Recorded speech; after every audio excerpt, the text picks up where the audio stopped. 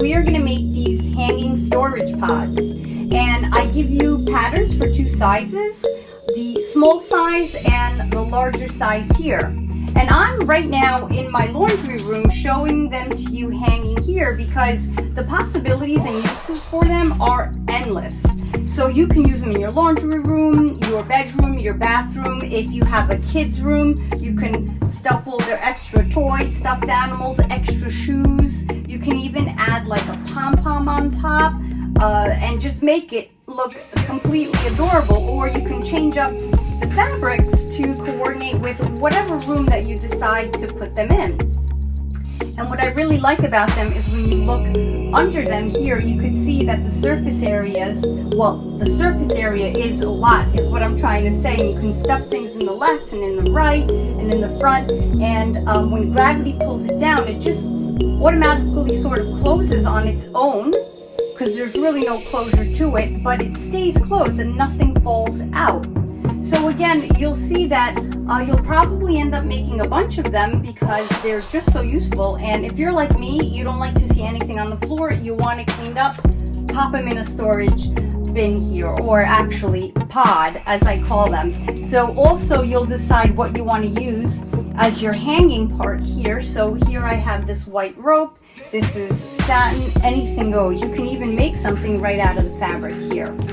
So like I always tell you, choose that fabric, download the patterns, and let's get this started. I'll be putting together the small storage pod for the tutorial, but of course if you're putting together the large storage pod, it's the same exact steps, except you actually have 9 pieces of paper for your pattern that you've printed out, and you'll be taping 3 across. Just check out the layout in the pattern info just in case you're not sure, but it does look like this with a few more sheets of paper.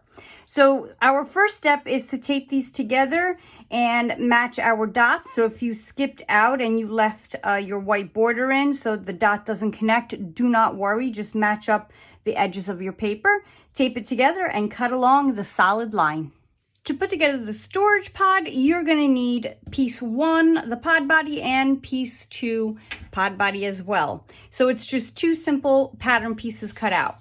So I'm going to make my small storage pod with the exterior with this really pretty vintage pink flower print. And it is a lightweight cotton. Definitely don't choose a stretch like I did for the interior. I actually didn't want a stretch, but I wanted this color because it picks up on the accent there. But you can use a stretch. It's just easier to use a regular cotton. And this is going to be my interior.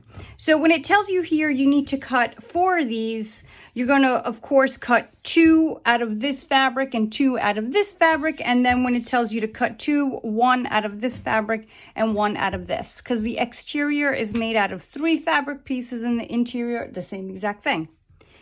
So let's get this started. I'm going to cut my 2 number 1 pieces. So I'm going to need 2 of these instead of 4, unless you make your pod the same pattern inside and out, or the same fabric inside and out, then that's of course then you'll definitely need 4 is what I'm trying to say. Okay, so 2 of these this way, and make sure you have them right sides together. And then I'm going to need 1 of number 2, and I'm going to lay it down just like that. Use my pattern weights, and I will cut all around my pattern piece, and I have my 2 cut out.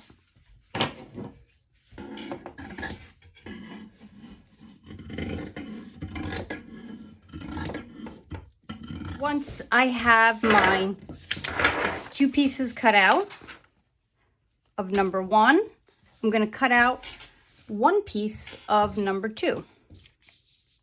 And I'm going to make the same exact cuts with my interiors. So I'll have 3 pieces of fabric out of my exterior fabric and 3 pieces of the interior.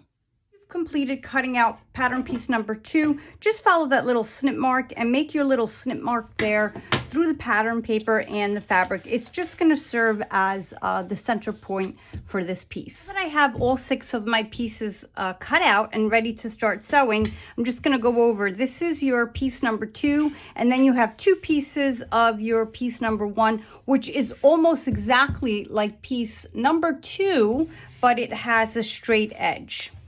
So what we're going to do now is we're going to sew these together. So you'll take your piece number 2, right sides facing up to you, and then you're going to lay down one of these pieces, just making sure your right sides are together. And I am going to use my fabric clips to keep this all in place. Of course, there's nothing wrong with pins. And I'm just going to make sure my points match. And once I've pinned this all together, I'm going to sew using a 1/4 inch seam allowance with about a 2.5 stitch length. And I'm going to start from the top point here, and I'm going to sew all the way down, turning at the curve and stopping right where my snip is. So I'm going to keep a clip there, knowing that at the beginning of the clip, I stop. Okay, I'm going to hand-eye coordinate and make sure my pin is down. Sometimes when you're putting in a point of a fabric at the very beginning, it tends to get stuck sometimes. So that's why I kind of started not at the very tip, but I'm going to back up to cover that and continue. Here we go. So, sorry about the shake, 1/4 inch down.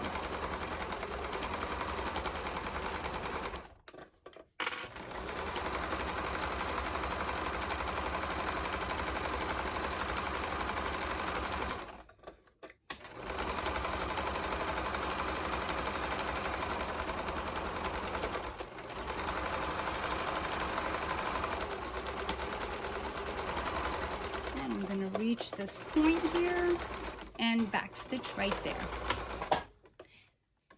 Now we're going to put on the other half. Now that this is sewn on, we're going to sew on the other one the same way. And you're going to match the curves all the way up to your little snip mark there. So same exact thing.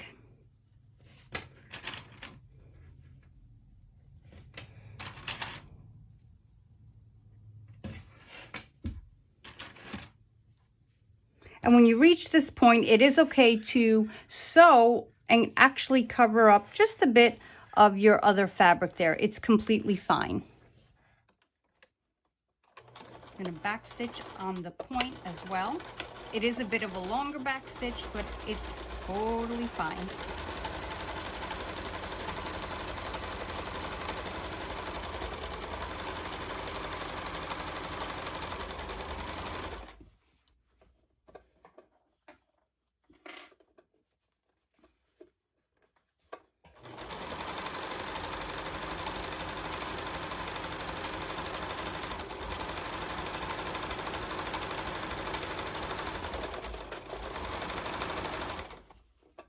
Until I reach, and I can feel right here where my little fold is of my other fabric. I'm going to go over it just a touch and backstitch. Now that this has been sewn together, you can see that your pod is starting to form. So the last thing we're going to do to sew together is to bring this last rounded edge here together. So I'm going to take the points right there. I'm going to pin them. You know what I mean, clip them. And then I'll just close that up. So it doesn't matter which side you start from, but you're just going to do a back stitch and just close up this small rounded curve. Sewn together this small curve, the entire pod has come together. It's just adorable, its shape. So you're going to follow the same exact steps to make the interior. It's the same exact thing with the same exact pieces.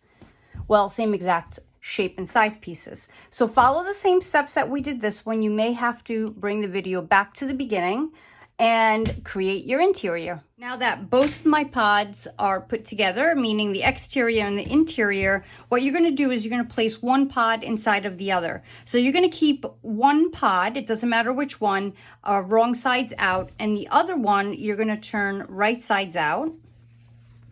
And then you're going to place it inside the other pod. So the whole point of turning one right side out and one wrong side out is that when you place them inside of the other, the right sides of the fabrics are touching each other. So this time I'm going to use my pins, my straight pins, to pin right at the seams. Get them inside of each other. And I'll pin again right here. I just like to be exact when doing this. Okay, and now you're going to match up the rest of your edges. They're rounded, and well, actually it's all pretty much straight here. My pods are inside of each other. On the very top from where it hangs, you're going to take whatever it is that you're going to use for your hanging. You can even make something out of the fabric. You could use satin ribbon, cording. This one happens to be like a satin type cording. I'm going to use this rope. It's really a lightweight rope. And what I'm going to do is form a loop. And this is about 11 inches. You can make it shorter, longer, totally up to you. Wherever it is that you're hanging this pod, you'll know the length you want. And you're going to put it in this way. So you're going to remove your pin. Again, this is the top. You're going to put your little loop in there. And then you're going to pin it back together. And I think you may need 2 pins. You can make more of it stick out. I like for whenever I put something inside of the other, I like for it to stick out so that I actually end up trimming it off just to know that I've enclosed it in. So I believe I have a good enough hold. You may need 2 pins. I've got it holding well pretty like that with 1 pin. And I've made my markings here with a pencil wide enough for my hand to fit through. And now what I'm going to do on the sewing machine is I'm going to sew around the open edge here all the way around using a 2.5 stitch length with a 1/4 inch seam allowance. So I'm going to start at 1 marking. And I'm going to back stitch there and make my way around.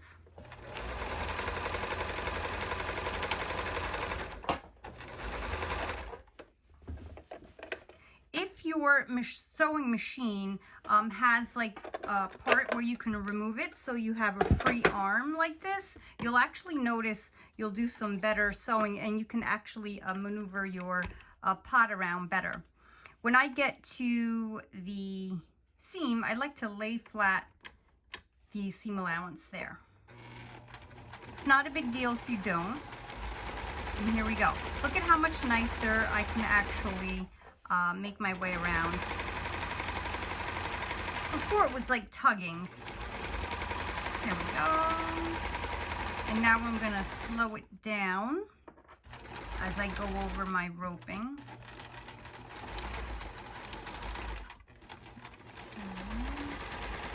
And I'm making my way around to the other marking.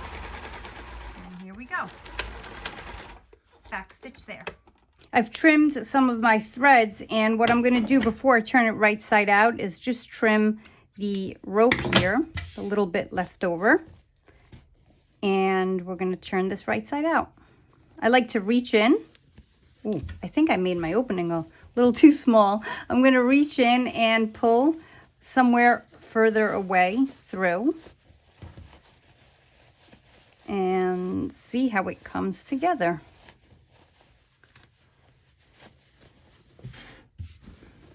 All right, looking pretty.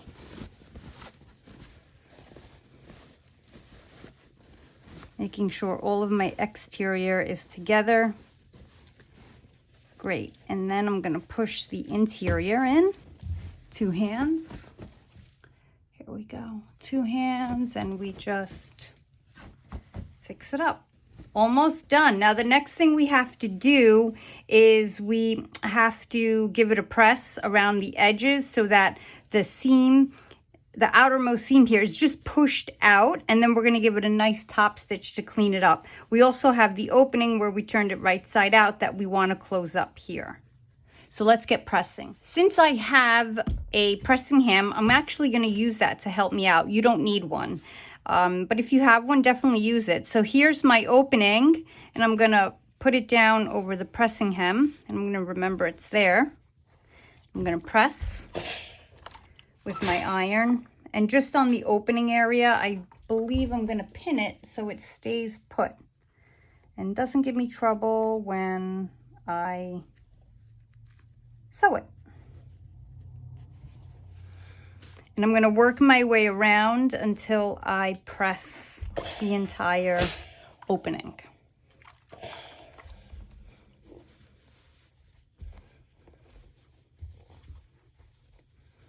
What's great about the ham is that it has the curve, and the curve really gives you just help wherever you have rounded parts of your project.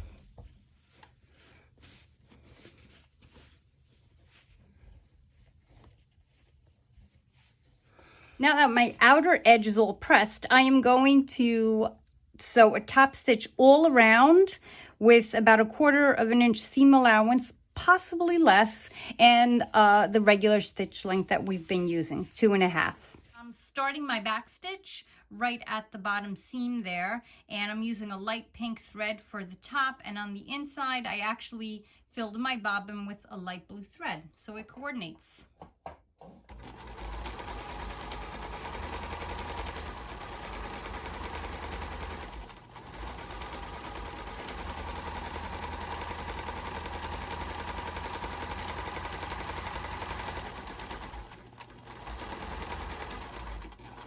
Give it a little press as I get the rope through.